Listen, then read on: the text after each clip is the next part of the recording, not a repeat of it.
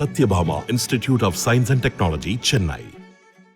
தொடர்ந்து நம்முடைய பத்திரிகையாளர் திரு பிரியன் அழைகிறார். பிரியன், வணக்கம். இந்த வழக்கினுடைய மிக முக்கிய சாராம்சம்ன்றது திமுக அமைச்சர்கள் இருந்தவர் தண்டனை பெற்றது அப்படின்றது பொன்முடி மட்டும்தான் அப்படின்னு முதல் குறிப்பாக சொன்னாங்க. ஏன்னா அதிமுகவில் வரலாறுகள்லாம் இருக்கிறது அப்படின்றப்போ இப்போ பொன்முடிக்கு ஸ்டே கொடுத்துருக்காங்கன்றது மூலமாக இந்த குற்றச்சாட்டுகள் எல்லாம் திமுகவால் தேர்தல்கள் எடுத்துகிட்டு போக முடியுமா?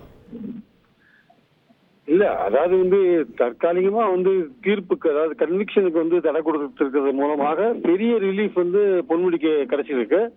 அவர் இப்ப திருக்கோயில் தொகுதி காலியா அனௌன்ஸ் பண்றவங்க அதை நிறுத்தி வச்சுட்டு பொன்முடியை எம்எல்ஏவா கண்டினியூ பண்ண வேண்டிய அவசியம் வந்திருக்கிறது. இப்போ அதே மாதிரி மினிஸ்டராகவும் அவர் கண்டினியூ ஆகிறதுக்கான வாய்ப்புகள் இருக்கு.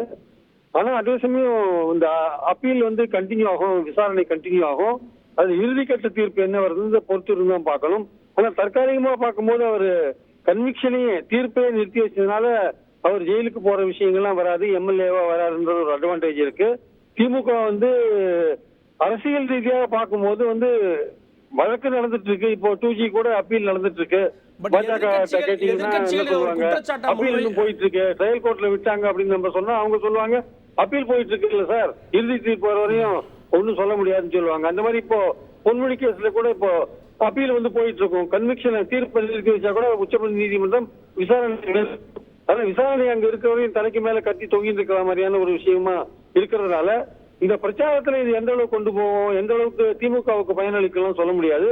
பட் ஆனால் பொன்முடிக்கு தனிப்பட்ட முறையில ஒரு எம்எல்ஏ ஆகிறதுக்கான வாய்ப்பும் மீண்டும் அமைச்சர் ஆவதற்கான வாய்ப்பும், அதாவது வழக்கு முடிகிற வரையும் அந்த வழக்குல அவருக்கு சாதகமா வர வரையும் அவர் அமைச்சரா நீடிப்பதற்கான வாய்ப்பும் கிடைச்சிருக்கிறது அவருக்கு ஒரு பெரிய நிவாரணம் என்பது என் கருத்து.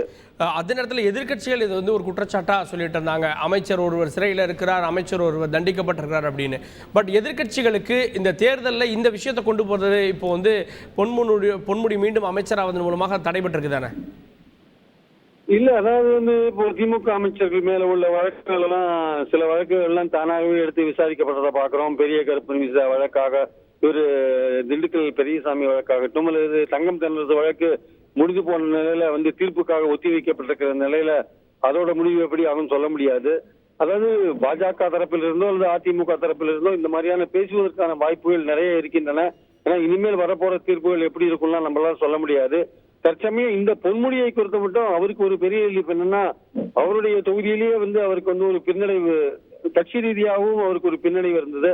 அதனால அவருக்கு இப்போ மந்திரி ஆவதன் மூலமாக, மீண்டும் மந்திரி ஆவதன் மூலமாக கட்சியிலையும் சரி அந்த ஏரியாலையும் சரி அவருக்கு மீண்டும் ஒரு ஆக்கப்பூர்வமாக அல்லது சுறுசுறுப்பாக கட்சி பணியாற்றுவதற்கான ஒரு வாய்ப்பு அவருக்கு மீண்டும் கிடைத்திருக்கிறது என்பது என்னோட கருத்து. அதே சமயம் பாஜகவோ அதிமுகவோ தொடர்ந்து திமுக மேல இந்த மாதிரியான குற்றச்சாட்டுகள், செந்தில் பாலாஜி இப்போ இருக்காரு, அவர் செய்த ஊழல் அதிமுக ஆட்சியில செய்த ஊழல், அதை கன்வீனியன்டா மறந்துட்டு ஏதோ செந்தில் பாலாஜி இந்த 2 வருஷத்துல ஊழல் பண்ணதா ஒரு பிரச்சாரத்தை சில பேர் மேற்கொண்டிருக்கிறார்கள். ஆனால் அடிப்படையில விஷயம் பாத்தீங்கன்னா இப்ப இந்த மந்திரி சபையில, இப்ப இருக்கிற மந்திரி சபையில முதலாக தண்டிக்கப்பட்ட பொன்முடி அவருக்கு ஒரு நிவாரணம் கிடைத்திருப்பது என்பது நிச்சயமா திமுக என்ற கட்சிக்கு ஒரு தற்காலிகமான நிவாரணம், பொன்முடிக்கு ஒரு பெரிய நிவாரணம் என்பது என் கருத்து. நன்றி Thiru Priyan. Sathyabama institute of science and technology, Chennai.